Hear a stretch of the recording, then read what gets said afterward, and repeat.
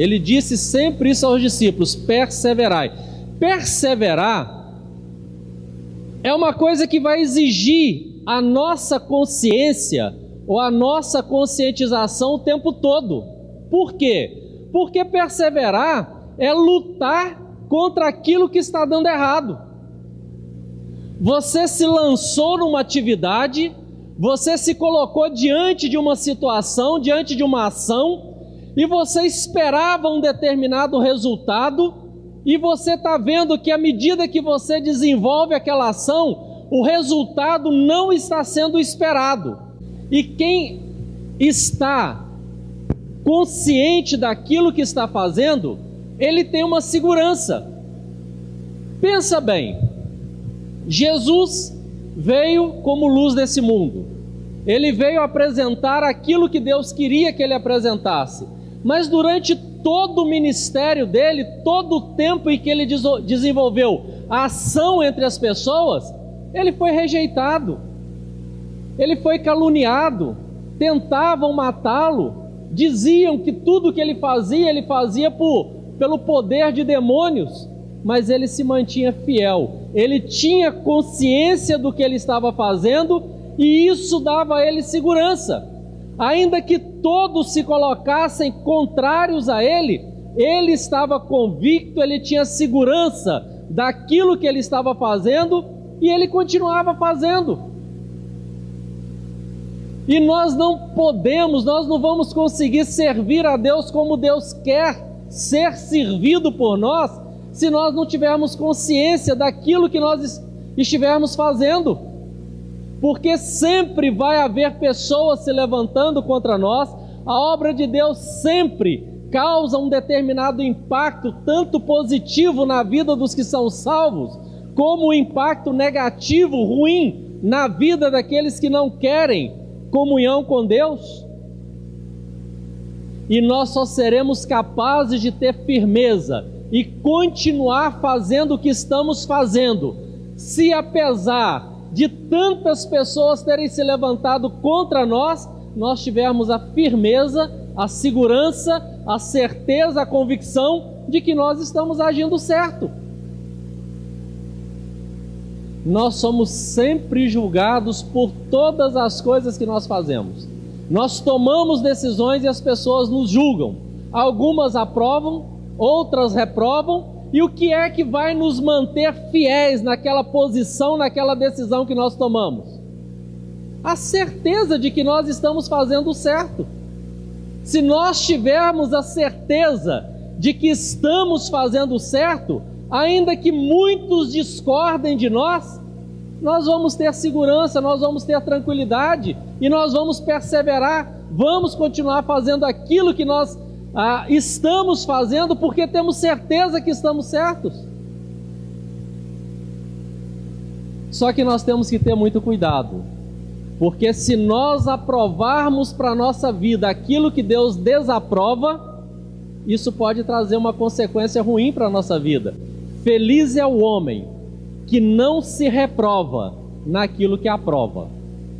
Agora, como é que eu vou poder servir a Deus com consciência, sem primeiro conhecer a vontade de Deus? Eu só vou ter consciência, eu só vou ter condição de perseverar e fazer aquilo que Deus acha que é certo, quando eu conhecer o que Deus me mandou fazer. E se eu conhecer, e se eu estiver fazendo e tiver convicção que estou fazendo aquilo que Deus quer que eu faça, eu vou ter condição de perseverar, ainda que muitos discordem, se oponham e se levantem contra mim. Existem pessoas que hoje estão fazendo coisas na convicção de que estão fazendo aquilo que é certo diante de Deus, mas não estão fazendo certo. Por exemplo, existem pessoas que se dobram diante de ídolos, fazem uma estatuazinha de pedra, de madeira, de ouro, de prata, de algum material, e depois se curvam diante disso, prestam culto, prestam adoração, e estão firmes dentro deles, de que eles estão fazendo o que é certo. E esse é o grande perigo. Se você estiver fazendo alguma coisa e ela não tiver origem na palavra de Deus, isso pode trazer consequências desagradáveis para a sua vida. A Bíblia chega a dizer assim: olha, há caminhos que ao homem parece direito. Ele olha, ele examina o caminho e diz: está certo, é por aqui que eu tenho que andar. Mas ao cabo são caminhos de morte. Então eu só posso perseverar com segurança, com tranquilidade, com firmeza, se eu tiver conhecimento do que é a vontade de Deus e estiver fazendo essa vontade de Deus. Aí mesmo que pessoas se levantem, que muitas pessoas se levantem e até que o mundo inteiro se levante contra, eu vou ter a firmeza, eu vou ter a segurança de que eu sei em quem tenho crido e que eu estou andando firme, ainda que vacilem 1000 à minha direita, 10.000 à minha esquerda, eu vou continuar sem vacilar, vou continuar andando seguro, porque eu tenho convicção e sei porque eu estou fazendo aquilo que eu estou fazendo. A perseverança, ela tem origem na fé. Eu não posso ter certeza de que eu estou fazendo o que é certo se eu não tiver colocado naquilo a minha fé. E o que é a fé? Fé é aquilo que a gente acredita. Mas a fé tem uma coisa fraca nela. O forte da fé é que ela me traz uma segurança, uma convicção tão grande que eu sou capaz de resistir contra os que se levantam contra, porque eu tenho fé e sei que estou fazendo o que é certo. Mas a fé tem um ponto muito fraco, tem um ponto nela que é muito frágil, e esse ponto até serve de tropeço para a vida de muitas pessoas. Qual é o ponto fraco da fé? É que você, pela fé, não consegue provar nada para as pessoas. O próprio Deus disse que Ele quer que as pessoas se aproximem dEle, mas Ele nunca se preocupou de comprovar a existência dEle para ninguém. Lá no livro de Hebreus ele diz assim: é necessário que alguém que queira se aproximar de Deus, que creia que Ele existe. Se você não crê que Ele existe, você não vai se aproximar dEle. Mas ele disse: é necessário que alguém que queira se aproximar, creia. Mas ele não disse como nós vamos crer. Ele não se preocupou de se apresentar a nós. E esse é o ponto frágil, é o ponto fraco da fé, porque nós cremos, temos certeza, mas nunca vimos e não temos como provar isso para ninguém. A certeza que nós temos é que o Espírito Santo de Deus testifica com o nosso espírito que as coisas de Deus são verdadeiras, que Deus é verdadeiro e que o nosso serviço a Deus tem um grande galardão, tem uma grande recompensa, e nós apenas cremos nisso, mas nós nunca vimos, nós nunca tocamos, nós apenas cremos. Nós podemos falar da existência de Deus, mas nós não conseguimos prová-la para ninguém. Se você estiver falando da existência de Deus, do amor de Deus, do caminho de Deus, e alguém chegar para você e dizer assim: olha, eu estou gostando de tudo que você está me falando, eu só preciso de uma coisa, me mostra esse Deus para eu crer. O que você vai fazer? Como é que você vai fazer isso? Nós falamos de Deus, mas nós não apresentamos Deus. Esse é o caminho da fé. Nós cremos naquilo que nós não vemos, nós testificamos daquilo que nós sentimos, nós somos testemunhas daquilo que nós não podemos provar. Esse é o lado frágil da fé. Eu apresento o conhecimento de Deus, apresento a minha crença a Deus, mas eu não apresento Deus a ninguém. Fé é algo que nós adquirimos através de ouvir. Nós vamos ouvindo falar a respeito de Deus, nós vamos ouvindo falar acerca das coisas, das obras de Deus, nós vamos vivendo a nossa vida, colocando aquelas coisas que nós ouvimos de Deus, ligados às coisas que estão acontecendo na nossa vida, e aquilo vai despertando em nós uma segurança, aquilo vai despertando dentro de nós fé, aquilo vai despertando dentro de nós uma confiança, e aos poucos, e quanto mais o tempo passa, mais ainda, nós vamos crendo, vamos desenvolvendo fé e vamos cada vez acreditando mais. A fé é uma coisa que também precisa ser desenvolvida dentro de cada um de nós. Nós cultivamos essa fé, ouvindo, acreditando e vivendo. E quando colocamos aquilo que nós acreditamos dentro daquilo que nós estamos vivendo, isso mesmo vai sendo uma comprovação, isso mesmo vai dando um testemunho à nossa vida da presença e da operação de Deus na nossa vida. E à medida que nós vamos vivendo e colocando as ações de Deus na nossa vida, essa fé vai sendo cultivada, ela vai crescendo e nós vamos crendo mais. A fé precisa ser cultivada. E nós só cultivamos a fé quando nós queremos cultivar. Se alguém não quer ter fé e nem quer cultivar, ele se afasta de Deus, não coloca o seu coração nas coisas de Deus, e essa fé vai se esfriando ao longo do tempo. E vai chegar um tempo que nem fé essa pessoa tem mais. Fé é o caminho que Deus escolheu para que nós andemos nele. Nós nos aproximamos de Deus e chegamos perto dessa majestade do céu através da fé. Não é através do que nós vemos, não é através do que nós apalpamos, é apenas através do que nós cremos. Só que quando nós vamos nos aproximando através daquilo que nós cremos, nós vamos recebendo novas evidências. Nós vamos experimentando as ações de Deus na nossa vida. Deus nos dá experiências, Ele coloca a mão dele dentro daquilo que nós estamos vivendo. A nossa vida às vezes dá uma guinada para um lado, dá uma guinada para o outro lado, a gente olha e fala, mas por quê? E daí a pouco a gente entende, a gente percebe que foi a mão de Deus que deu uma mexida na nossa vida. Às vezes aquilo nos abençoa tanto que nos leva a lágrimas, nos leva a ficar com o coração apertado dentro do peito, arranca de dentro de nós adoração, arranca de dentro de nós louvores, gratidão a Deus. E isso que antes era apenas fé, era apenas o fato de nós crermos no que nós não vemos e nem podemos provar. À medida que Deus vai nos dando experiência, essas experiências vão se tornando na nossa vida quase que uma coisa apalpável. E isso vai sendo para nós um testemunho tão forte, um testemunho tão grande, e isso vai alimentando a nossa fé.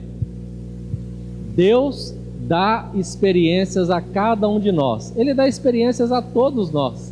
A uns, Ele dá experiência adoecendo essa pessoa e depois consolando essa pessoa. A outros, Ele adoece também, não cura, mas consola. E passa todo o tempo de tribulação, de angústia, de sofrimento da pessoa, junto com aquela pessoa, consolando, dando a ela um coração descansado na presença de Deus. A outros, Deus cura. A outros, Deus coloca, permite que a pessoa caia numa tribulação tão grande. Uma angústia toma conta e essa angústia tira a paz, rouba o sossego, tira o sono. Isso aconteceu comigo em abril de 2011. Eu tenho dito que se Jó teve um dia que ele quis amaldiçoar, foi o dia do nascimento, eu também tenho um dia que eu quero amaldiçoar, eu tenho um ano que eu quero amaldiçoar da minha vida, e eu não quero mais lembrar dele, é o ano de 2011. Eu nunca enfrentei na minha vida o que eu enfrentei no ano de 2011. E o Wallace é minha testemunha. Até a igreja em 2011 deu errado. Não foi, Wallace? As pessoas chegavam. Em 2011 foi todo mundo embora. O Zoraide virou para mim e falou assim, você vai continuar mantendo a igreja aberta? Você vai continuar ou vai fechar? Eu nunca vi um ano dar errado na vida de alguém igual o ano de 2011 na minha vida. Eu descobri que tudo que eu tinha construído em 2011 eu havia perdido. E quando eu descobri e vi que não tinha saída, não tinha para onde eu correr, eu comecei a orar muito, chorar muito aos pés de Cristo, e pedir a Ele socorro, pedir a Ele que me ajudasse. e eu não ouvia resposta nenhuma dele, eu não via caminho nenhum colocado diante de mim. Eu sei que dentro de muitas igrejas existem tantos profetas, e nessa época, na minha angústia, quando eu estava muito angustiado, eu procurei algumas dessas igrejas, porque eu viajo, e eu ia numa igreja, eu ia noutra, eu via uma barulhada profetada para tudo que é lado, e eu dizia: Deus, levanta alguém aqui, manda ele, diga a ele o que eu preciso ouvir, fala com ele para vir me falar alguma coisa, me traz um consolo, me mostra o caminho. E nada foi dito, nada foi apresentado. Deus, Ele nos coloca em tribulação, Ele nos deixa passar por momentos tão difíceis e de angústias. Eu em um mês emagreci 10 quilos. Eu tentava dormir e eu não conseguia dormir, eu desmaiava. Quando eu não tinha mais força, eu apagava, eu desmaiava. Mas assim que eu tinha descansado um pouquinho, eu já acordava assustado e já não conseguia dormir mais. Eu tinha que chorar, tinha que orar, e passava o dia, passava a noite fazendo isso. Comida, eu ficava o dia inteiro sem comer, e se eu pegasse alguma coisa para comer, meu estômago embrulhava, eu não conseguia mais comer. Eu acordava de noite e sentia que tinha uma adrenalina, um veneno correndo dentro do meu sangue, e aquilo me queimava as veias. Eu acordava, o corpo estava pegando fogo por dentro. Eu dizia: Deus, tem misericórdia de mim, resolve esse problema hoje. Se amanhã eu acordar assustado, com o sangue correndo todo envenenado dentro de mim, queimando dentro de mim, Deus, eu acho que amanhã eu não aguento, amanhã eu morro. Me ajuda hoje, que eu acho que eu não aguento mais amanhã. Amanhã eu passava por isso de novo, e passei por isso, e chorei, e continuava passando por isso. Deus faz isso. A uns Ele traz tribulação, para através da tribulação Ele dá experiência. A outros Ele traz uma libertação sobrenatural. Você olha para aquilo e diz: puxa, olha o que Deus fez, olha como a situação mudou. Deus nos dá experiências. Ele se apresenta no meio dessa tribulação, no meio desse fogo todo que está queimando, e Ele livra os seus. Ele livra porque Ele ama, Ele livra porque Ele trata com carinho, Ele livra porque Ele gosta das pessoas, Ele tem prazer nisso. Como eu resmunguei diante de Deus, e o que o salmista resmungou um dia: eu elevo os olhos para os montes, de onde me virá o socorro? Deus, cadê o socorro? E eu não via socorro nenhum. Deus, Ele deixa que algumas pessoas passem por tribulações. Talvez isso possa vir sobre a sua vida. Isso veio sobre a vida de Jó, e a Bíblia diz que Jó era um homem íntegro, um homem justo, um homem que se desviava do mal, era um adorador de Deus, um homem elogiado por Deus como sendo uma pessoa íntegra. E mesmo assim, Deus atacou Jó. Deus lançou as suas flechas envenenadas no corpo de Jó, e Jó sofreu, perdeu os filhos, perdeu os bens.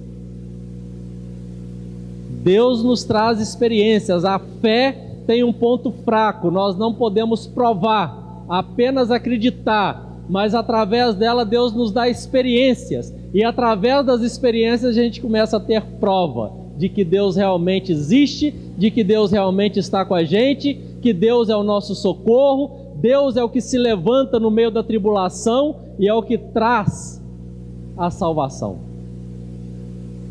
Pode glorificar. Ele faz isso, e talvez já tenha feito isso na sua vida. Amém? Ele faz isso na nossa vida. Alguns estão sendo libertados de vícios, outros de uma conduta desviada, outros de uma falta de caráter, outros têm a própria personalidade mudada. Apesar de que o mundo sempre diz assim, e essa é uma verdade verdadeira para o mundo diz assim: pau que nasce torto, morre torto. Mas Deus não conhece a verdade dessa expressão. Ele pode pegar aquilo que está torto, Ele pode pegar aquilo que não está dando certo, Ele pode pegar aquilo que está em tribulação, Ele pode destruir o poder daquilo que se levantou para destruir. Ele fez isso na Babilônia diante dos olhos de Nabucodonosor. havia ali 3 servos de Deus, e quando eles se recusaram a adorar o ídolo do rei Nabucodonosor, ele mandou que eles fossem jogados vivos dentro de um fogo, de uma fornalha. E o Nabucodonosor disse para eles assim: eu vou jogar vocês na fornalha, e eu quero ver quem é que vai livrar vocês da minha mão. Eles deram uma resposta que precisa ser a resposta da igreja em todo o tempo, sem arrogância, sem prepotência, sem nada disso, sem bater a mão no peito e dizer, Deus vai me libertar. Eles não falaram nada disso. Eles foram humildes ao extremo. Eles disseram assim: rei, uma coisa nós sabemos, a outra coisa nós também sabemos, mas tem uma terceira coisa que nós não sabemos. Nós sabemos que não vamos ajoelhar diante do seu ídolo. Nós sabemos quem pode nos livrar do fogo da sua fornalha, e nós não sabemos se ele vai nos livrar. Nós sabemos quem pode, eu só não sei se ele vai livrar. É assim a relação de Deus, a comunhão de Deus com a gente. Não adianta bater no peito e dizer, Deus vai resolver todos os problemas meus, vai tirar todas as angústias, não vai deixar que eu seja atacado de maneira nenhuma. Isso não é verdade. Deus usa as experiências, e Ele manda tribulação, Ele manda angústia, Ele manda dificuldade, Ele manda enfermidade, Ele manda pobreza, Ele manda riqueza, Ele manda tudo, para que através disso a gente tenha a comprovação de que Ele está junto com a gente, caminhando junto com a gente, passando pela tribulação junto com a gente. E naquele momento que você diz assim, agora não tenho mais força, não posso mais resistir, agora eu não tenho mais para onde correr, de repente acontece alguma coisa, você fica surpreso, começa a ficar maravilhado e não pode mais se conter, tem que adorar a Deus e glorificar o nome de Deus, porque você vê que na hora que você não tinha mais para onde fugir, para onde correr, Deus se apresentou, Deus se mostrou valoroso e Ele trouxe a sua salvação. É isso mesmo que Jó testemunhou. Ele disse, a mulher dele falou, Jó, não está vendo quem era você, como você se comportava diante de Deus, e olha como Deus está atacando você, Jó. Amaldiçoa esse Deus e morre. Jó disse assim, e é uma revelação que poucos dão atenção a ela. Ele disse assim, mulher, nós sempre aceitamos todo o bem que Deus mandou para nós, e agora nós vamos aceitar igualmente o mal que Deus está mandando sobre nós. Nós aceitamos todo o bem e aceitamos o mal que Ele manda também.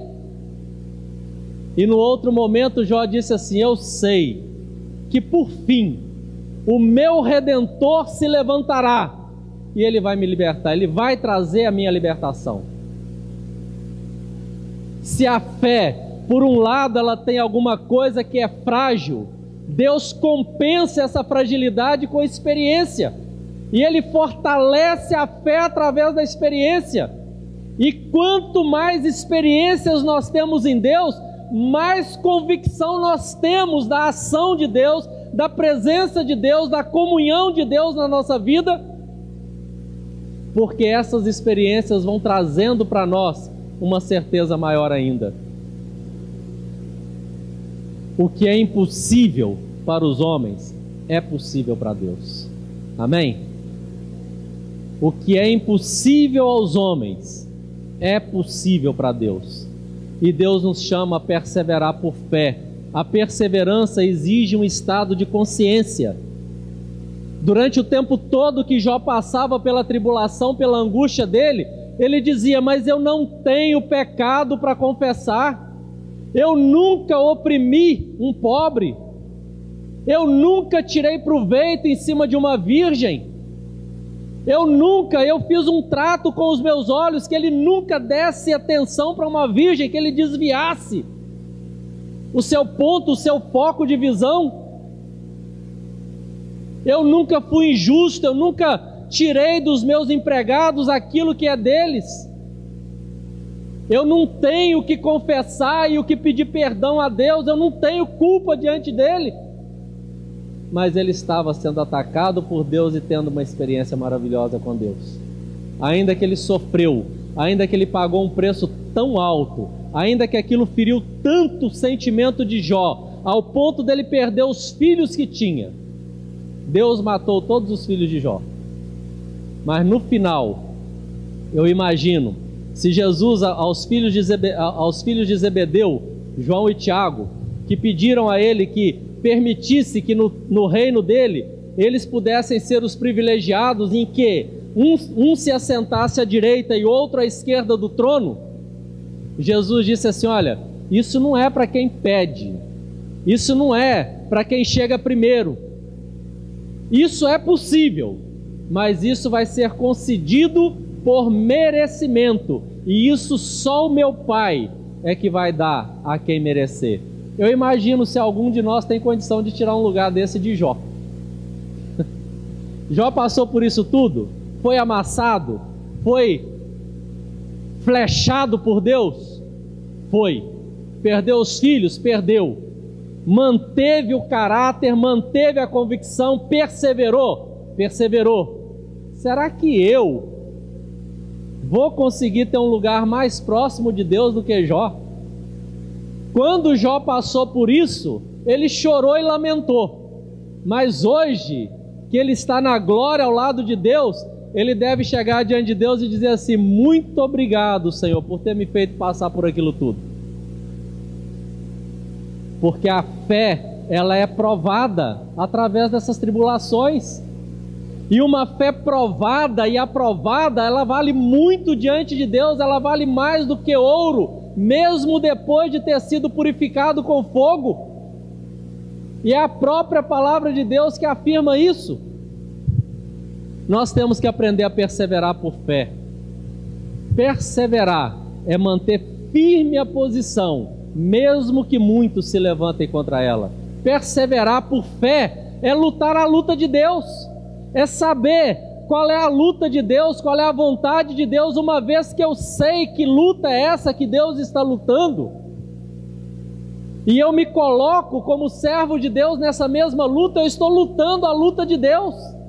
Perseverar por fé é perseverar crendo naquilo que Deus falou, então é lutar a luta de Deus. Isso tem uma grande recompensa, isso tem um grande galardão, não é como muitos têm anunciado, mas tem um grande galardão, porque lutar a luta de Deus, diferentemente de ser cabeça, de pisar em cima de tudo, muito diferente disso, lutar a luta de Deus é ser coparticipante dos sofrimentos de Cristo. Isso é lutar a luta de Deus. Jesus tomou a sua cruz, ele enfrentou a resistência, ele enfrentou a oposição, ele enfrentou o ataque de Satanás, ele enfrentou o ataque das pessoas que Satanás colocava contra ele. E em algum momento Jesus chegou a dizer para as pessoas assim, que acusavam tanto a ele, ele disse assim: quem dentre vós me convence de pecado? Nenhum de vocês consegue me convencer disso, porque eu não tenho. Olha que firmeza, olha que consciência. Ele sofreu pelas acusações, pelas injúrias daquelas pessoas, mas ele perseverava por fé. Ele sabia que ele estava andando no caminho certo. Ele sabia que Deus estava com ele e aprovava aquela atitude dele. O nosso serviço a Deus tem que ser um serviço consciente. Essa inconsciência louca que existe na vida de tantas pessoas cria um estado de pecado muito grande, porque você encontra num determinado momento uma pessoa dentro da igreja sem consciência, lançando louvores, adoração a Deus, e 10 minutos depois do culto você encontra uma pessoa dessa em pecado no meio da rua. Se ele tivesse fazendo aquilo com consciência, ele não seria capaz de daí a pouco entregar sua vida a pecado? A nossa adoração, o nosso serviço é isso, é lutar, é perseverar por fé, é saber o que Deus quer de nós e então insistir naquilo, mesmo que exista levantes contra nós. É ser coparticipante do sofrimento de Cristo, é tomar cada um a sua cruz e carregar. E você acha que isso é uma coisa fácil? Isso não é fácil. Algumas pessoas têm feito a obra de Deus tão relaxadamente que parece que servir a Deus é uma coisa simples, mas não é. Servir a Deus é uma coisa difícil, é uma coisa que exige exercício, é uma coisa que exige aplicação, é uma coisa que exige esforço. Quem não está disposto a se esforçar não vai conseguir servir a Deus. Por quê?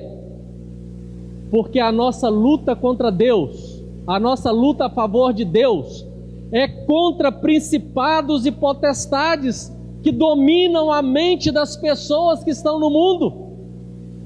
Vá de encontro a uma pessoa que não conhece a Deus e começa a falar com ela as verdades de Deus, aquilo que você já tem aprendido da revelação que Deus já deu a você, e você vai ver quantos questionamentos essa pessoa tem, quanta dúvida essa pessoa tem, quanto pensamento diferente, contrário ao seu, essa pessoa tem. Por quê? Porque você começou a trabalhar a mente dela agora, mas desde que ela nasceu o diabo tem trabalhado a mente dela. E a Bíblia diz que o diabo é aquele que tem cegado o entendimento, a compreensão das pessoas na terra. E quando você chega com a verdade de Cristo para uma pessoa dessa, você tem dificuldade de convencer essa pessoa. Por quê? Porque ela já está armada, muito bem armada, cheia de argumentos que o próprio diabo colocou na cabeça dela e que são argumentos contra Deus. E quando você tenta trazer a ela a luz do conhecimento de Deus, você encontra uma grande resistência.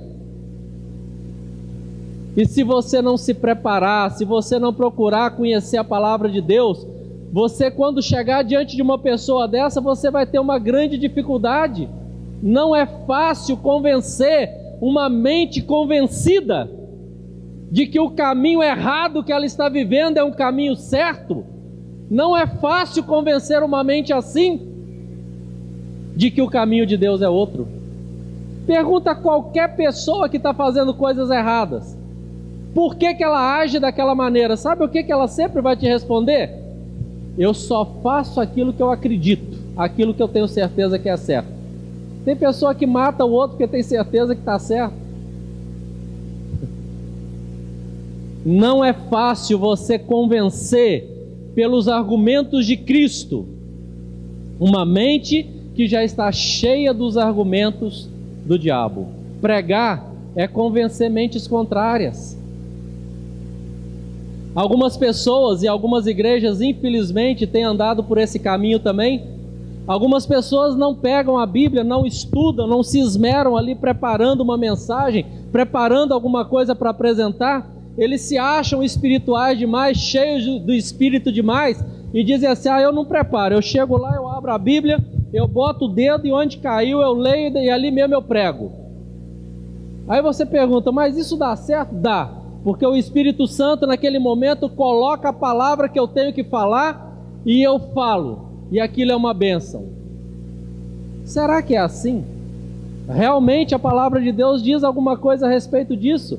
Jesus diz assim: olha, vocês que são meus discípulos, vocês serão presos, vocês serão rejeitados, vocês serão perseguidos. Em alguns momentos vocês vão ser levados presos à presença de governadores e reis.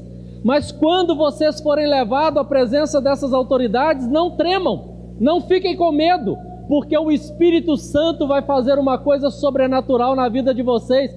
Ele vai colocar as palavras na boca de vocês e ninguém vai poder resistir ao argumento de vocês. Vocês vão ganhar sempre, qualquer discussão que vocês entrarem nela, quando vocês forem levados à presença de pessoas assim. Mas quando você não foi levado à presença de ninguém, tinha um compromisso de pregar e nem preparou, a Bíblia não diz que o Espírito Santo vai te tomar e vai colocar a palavra na sua boca. Ela diz uma outra coisa a respeito disso. Ela diz assim: maldito aquele que faz a obra do Senhor relaxadamente. E Paulo, cheio do Espírito Santo, falando a Timóteo, ele diz assim: Timóteo, pregar o evangelho não é coisa fácil. Convencer uma mente já convencida pelo diabo não é coisa fácil. Tiago, então procure apresentar-te perante Deus como obreiro aprovado, que maneja bem a palavra da verdade, e que não tem do que se envergonhar. Não viva uma vida de pecado para ter que passar vergonha na frente dos outros, e coma essa palavra e tenha um domínio tão grande dela, que você saiba manejá-la tão bem, que consiga sair vitorioso e vencedor quando você entrar num debate ou num discurso de argumentação contra alguém que está com a sua mente dominada pelo diabo. Aprenda a manejar bem. Quando você não teve tempo, quando você não teve condição, vai na fé e Deus vai te suprir sim. Mas quando você teve condição e não fez, não conte com Deus. Deus não participa desse tipo de coisa. A Bíblia diz que quando os israelitas saíram lá do Egito, Deus os colocou num deserto, uma terra tão seca, tão árida, que não chovia, que não podia plantar nada, que não encontrava nada para comer. Eles não tinham como suprir a necessidade de alimentação nem de água deles, e Deus chegou junto. A Bíblia diz assim: Deus supriu, alimentou essa multidão durante 40 anos, com o pão que ele fazia chover do céu. Todos os dias de manhã, eles acordavam e no chão havia muita sementinha que Deus chamava de maná. Um grãozinho que eles pegavam, podiam cozinhar, podiam assar, podiam fazer tostados, e eles tinham gosto de bolo de mel. Durante 40 anos Deus alimentou aquele povo com o pão do céu, que ele fazia chover com abundância sobre todos eles. Mas diz a Bíblia assim, que assim que aquele povo saiu do deserto, atravessou o Jordão e entrou na terra prometida, nunca mais Deus mandou sobre eles o maná. Agora eles estavam de posse da terra e deveriam capinar, arar, semear, cultivar, tomar conta, colher e comer. Enquanto eles não tinham condição, Deus supria, mas quando eles tiveram condição, Deus já não supria mais. Quer dizer, Deus supria, deu a eles a terra, uma terra boa e que produzia, mas Deus passou a suprir de uma maneira diferente. Quando nós podemos fazer, Deus não vai fazer por nós. Mas quando nós somos pegos de surpresa e não temos o que fazer mais, Deus vai se colocar sobre nós de uma maneira tão maravilhosa, de uma maneira tão grande, tão sobrenatural, que Ele vai suprir a nossa deficiência, e Ele vai suprir aquilo que nós não somos mais capazes de fazer sem Ele. Isso é uma verdade que a gente precisa entender. Sabe por quê? Porque tem muitas pessoas fazendo coisas erradas na vida. Tem muito crente fazendo aquilo que não devia fazer e depois quer que tudo na vida dele seja resolvido com oração.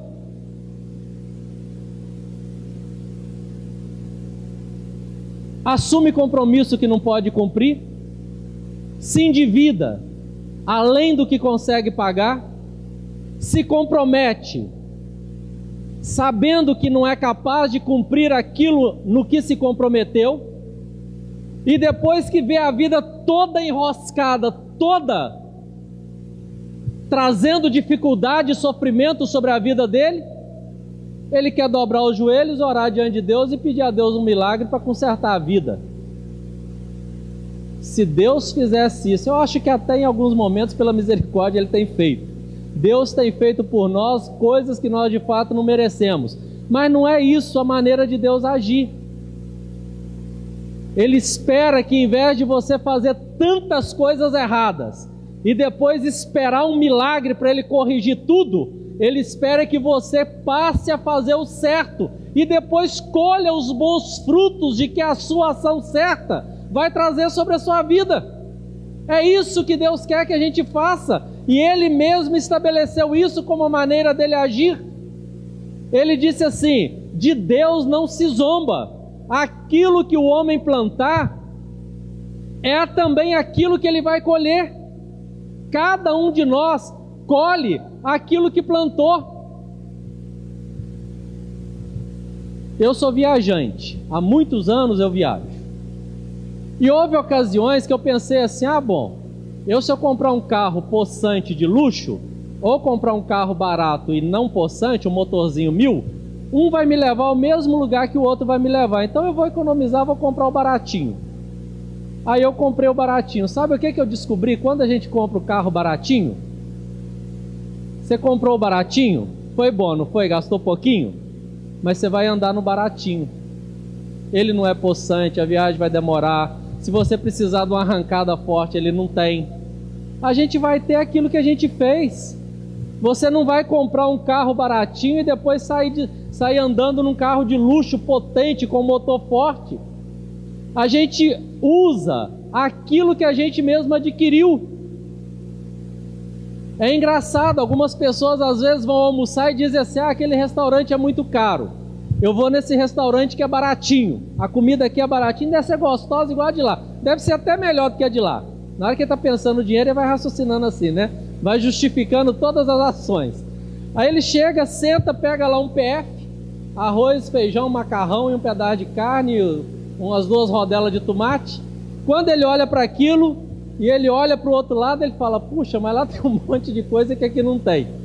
E aí ele quer tomar um refrigerante, ele fica nervoso, porque ele olha para um lado, não vê ninguém para atender, olha para o outro, não vê ninguém para atender e começa a xingar. Mas eu não vou voltar mais nesse lugar, essa espelunca, ninguém me atende. Alguém precisa ir lá e dizer, meu amigo, por R$5 não tem garçom à sua disposição não, é só esse prato mesmo. Lá é 100, mas se você olhar assim, já parece 3, 4 garçons na sua frente, dizendo assim, sim senhor, o que o senhor deseja? Só não é o mesmo preço. Quem cobra baratinho não consegue montar aquela estrutura lá. Quem cobra caro consegue montar a estrutura. E a gente precisa entender que quando a gente faz uma escolha, quando a gente faz uma opção, a gente vai viver de acordo com a escolha e com a opção que a gente fez. Então, se você se endivida além do que pode pagar, se compromete além do que podia se comprometer, assume obrigações ou compromisso que você não vai dar conta de cumprir, o que vai sobrar para você depois? Uma oração poderosa para lançar um milagre e te livrar da tribulação?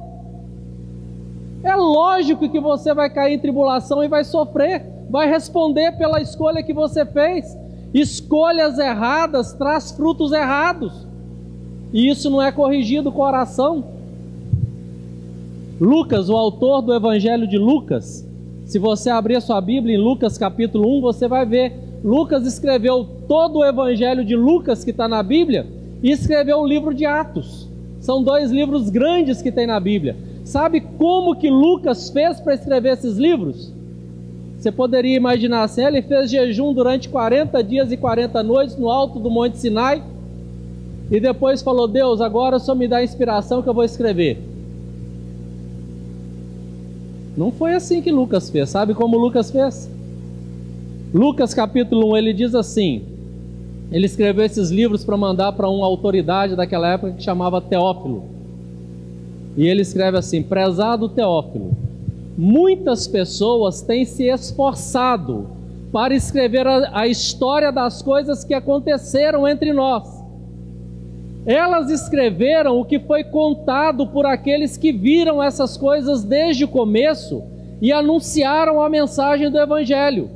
Portanto, excelência, eu estudei com todo cuidado como foi que essas coisas aconteceram desde o princípio. Prestaram atenção nessa declaração? Está no versículo 3, Lucas 1:3.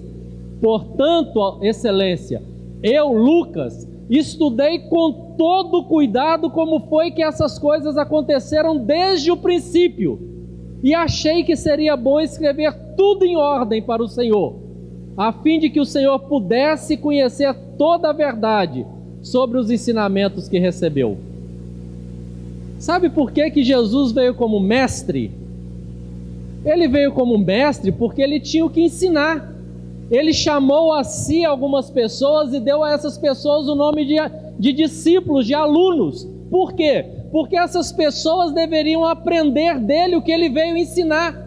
É tudo consciente. É com a nossa consciência que nós servimos a Deus. Eu vou orar em espírito, mas também orarei com a minha mente. Eu cantarei com o meu espírito, mas também cantarei com a minha mente. Nós não podemos abrir mão da nossa mente, do nosso raciocínio, da nossa consciência para servir a Deus. Alguns espiritualizam demais esse relacionamento com Deus e chegam a chegar em pontos extremos onde perdem a consciência e chamam isso de bênção. Eu perdi a minha consciência diante de Deus. Mas é com consciência que nós louvamos a Deus. Deus nos quer conscientes, sabendo o que estamos fazendo e respondendo diante dele pelos nossos atos e pelas nossas escolhas. Pregar o Evangelho é levantar-se contra o conhecimento e a sabedoria que foi colocada na cabeça do povo dessa terra. E o diabo tem colocado armadilhas por esses caminhos pelos quais as pessoas andam. Os pregadores têm uma armadilha. Os que bebem têm uma armadilha. Os que bebem, a armadilha é tornarem-se alcoólatras. Os que fumam, a armadilha que o diabo coloca na frente deles é prendê-los pelo vício e não deixar mais eles ficarem sem o fumo. E os que pregam o Evangelho também têm uma armadilha. Sabe qual é a grande armadilha diante dos que pregam o Evangelho? A satisfação dos que ouvem. Olha, para satisfazer os que ouvem, os ouvintes, tem muito pregador abandonando a fidelidade, abandonando o seu serviço correto diante de Deus, para prestar diante das pessoas aquilo que agrada as pessoas e não aquilo que Deus manda que seja falado às pessoas. Já não estão mais confrontando as pessoas, apenas colocando diante delas o que elas tanto gostam que seja colocado diante delas. Isso aconteceu com o rei Herodes, no tempo de Jesus. Diz assim, Atos, capítulo 12, versículo 1. Por essa época, o rei Herodes começou a perseguir algumas pessoas da igreja. Ele mandou matar à espada a Tiago, irmão de João. Quando viu que isso agradou os judeus, ele mandou prender Pedro também. E aí ele começou a prender todo mundo. Opa, isso aí agrada, isso aí traz voto para mim. Ele começou a fazer aquilo que agradava. O imperador Nero de Roma fez o mesmo. Quando ele perseguiu cristãos e viu que isso era bom aos olhos do povo, aí ele perseguiu mais ainda. Pilatos fez o mesmo. Ele mandou prender a Jesus, ele investigou Jesus, e a conclusão dele foi: olha, esse homem é inocente, eu não vejo nele culpa de nada. E mesmo assim ele entregou Jesus para ser açoitado e ser crucificado. Por quê? Era isso que agradaria o povo, a gente que estava diante dele gritando e clamando. Para satisfazer as pessoas, algumas pessoas têm feito isso. Alguns pregadores, em vez de procurar conhecer a Bíblia, eles têm comprado livros de autoajuda e lido esses livros de autoajuda ao invés de ler a Bíblia. E quando chegam diante da igreja, eles não chegam para pregar a Bíblia, eles chegam para estimular as pessoas com palavras, com frases prontas de autoajuda. E as pessoas saem dali como que pisando nas nuvens, maravilhadas. Saem pensando que podem beber veneno, que não morrem mais, que podem pisar a cabeça do diabo, pisar a cabeça de serpente, porque foram influenciados, foram envolvidos com palavras, frases prontas de autoajuda. O Evangelho, ele é muito mais que isso. A justiça de Deus vai além disso, além daquilo que ouriça e arrepia as pessoas que estão ouvindo, além daquele discurso que inflama e aglomera as pessoas diante de quem fala. Eles chegam a dizer que basta você crer que você vai conseguir tudo o que você quer diante de Deus. Mas será que isso é verdade? A igreja romana, ela tem santos dentro dela, não é porque ela tem convicção, não. É porque o povo quer que tenha. Eu li um escrito a respeito da igreja romana, e lá está escrito assim: nós não conhecemos nada sobre São Jorge, nem sabemos se ele existe. Não existe nenhum registro da existência dele. E a história que contam dele é que ele matou um dragão que cuspia fogo, que também não existe nada que prova que esse monstro existiu. A única informação que nós temos sobre São Jorge é uma informação informal. É aquilo que o povo fala. E negligentemente tem igrejas espalhadas pelo mundo inteiro dedicadas a São Jorge, com cultos dedicados a São Jorge, e tantas pessoas do mundo inteiro nascem e são dedicadas a ele, são devotas dele. E a Igreja Católica não sabe nem se ele algum dia existiu. É a armadilha que é colocada diante daqueles que pregam, procurar agradar as pessoas. Outros oferecem solução para todos os problemas, outros apresentam sinais impressionantes, fazem algumas coisas que impressionam as pessoas. Alguns chegam a procurar, tentar ajudar a Deus, igual Sara fez. Sara era esposa de Abraão e era estéril, e querendo dar um filho a Abraão e não podendo, ela chegou para Abraão e falou: Abraão, achei a solução, pega a minha empregada, deita com ela, tenha filho com ela, e os filhos vão ser os nossos herdeiros. Isso foi um problema para a vida de Sara e de Abraão, para o resto da existência deles. Em Belo Horizonte eu vi casos, isso já saiu no jornal algumas vezes, algumas igrejas tentando ajudar a Deus. Sabe como que eles faziam? A justificativa, quando foram flagrados, é: por que você fazia? Ah, isso é bom para que o povo creia, a gente está ajudando o povo a crer. E o que você fazia? Ah, esse aqui foi contratado para entrar numa cadeira de roda, receber uma oração e sair carregando a cadeira de roda nos ombros. O outro foi contratado e paguei a ele tanto para entrar de muleta, receber uma oração e sair sem muleta. O outro foi contratado, eu paguei ele tanto para chegar ali, ter um ataque de possessão demoníaca, eu chegar, repreender o diabo e ele ser liberto. Algumas pessoas recebendo dinheiro para chegar diante da igreja e fazer esse tipo de coisa. Essa é uma armadilha que tem sido colocada diante de pregadores, procurar fazer aquilo que o povo quer que seja feito. Paulo enfrentou um problema muito grande a respeito disso. Ele diz assim, 1 Coríntios 1,17: Cristo me enviou para pregar o Evangelho e anunciá-lo sem usar linguagem de sabedoria humana, para não tirar o poder da morte de Cristo na cruz. O Evangelho deve ser anunciado não para promover o pregador ou quem está anunciando, mas ele deve ser anunciado para fazer conhecido Cristo e o poder que existe na morte de Cristo na cruz. Toda a glória do que se faz deve ser dado a Deus e não a homem nenhum.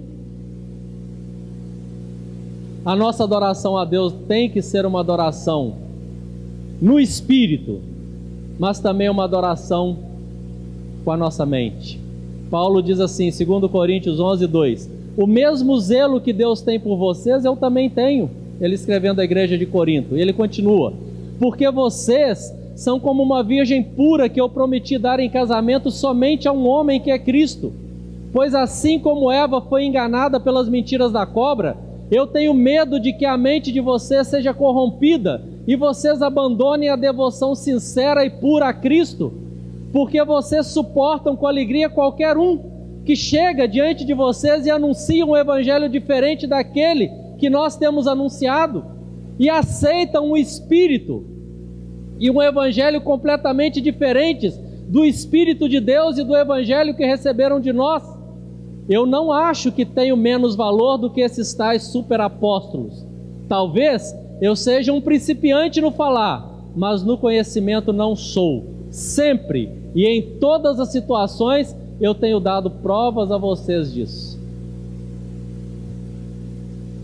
O culto que nós apresentamos a Deus tem que ser um culto em espírito e com a razão. Romanos 12:1 diz assim: rogo-vos, pois, irmãos, pelas misericórdias de Deus, que apresenteis os vossos corpos por sacrifício vivo, santo e agradável a Deus, que é o vosso culto racional. Algumas pessoas tropeçam nesse evangelho. Tropeçam porque o evangelho ele é o poder de Deus.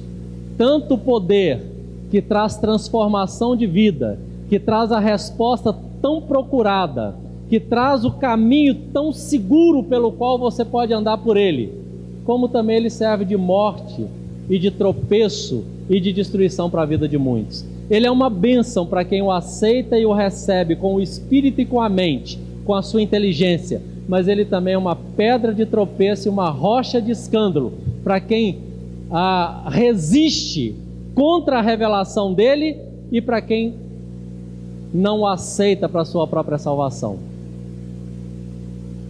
Eu orarei a Deus com meu espírito, mas eu também orarei com a minha mente. Eu cantarei a Deus com meu espírito, mas eu também cantarei com a minha mente.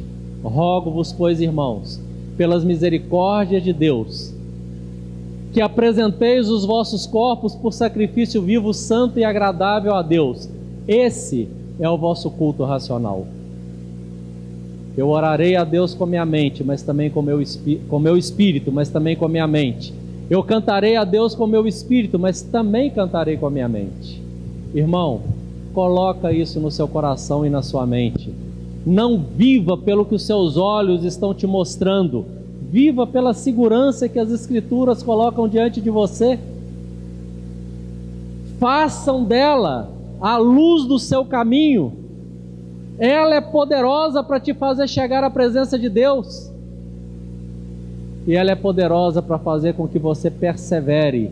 Ainda que pessoas se levantem contra você, ainda que te acusem, ainda que te difamem, ainda que tentem caluniar você, se você tiver o conhecimento dela, você vai poder lutar a luta de Deus, ainda que tenha que carregar a cruz de Cristo e ser coparticipante dos sofrimentos de Cristo.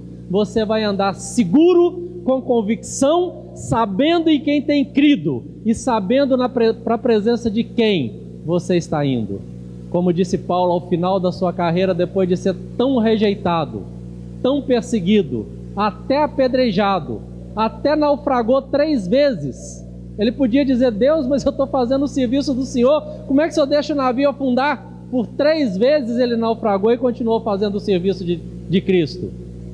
Mas ao final da carreira dele, com muita segurança, sabendo em que caminho ele havia andado, ele encerra a vida dele dizendo assim: combati o bom combate, acabei a carreira e guardei a fé. Já agora, a coroa da justiça está reservada para mim e também para todos aqueles que creem.